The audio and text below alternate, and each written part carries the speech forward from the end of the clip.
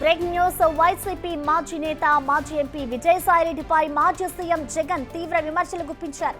చంద్రబాబుకు లొంగిపోయిన మరో వ్యక్తి విజయసాయిరెడ్డి అని అన్నారు.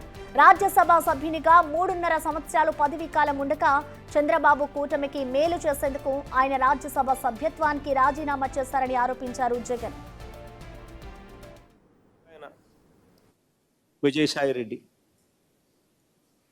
చంద్రబాబుకు లొంగిపోయిన మరో వ్యక్తి. రాజ్యసభ సభ్యుడిగా 3.5 సంవత్సరం తనకు టర్మ్ ఉండగా చంద్రబాబు నాయుడు గారి కూటమికి మేలు చేసేందుకు ఆయన రాజ్యసభ సభ్యత్వానికి ఆయన రాజీనామా చేశాడు.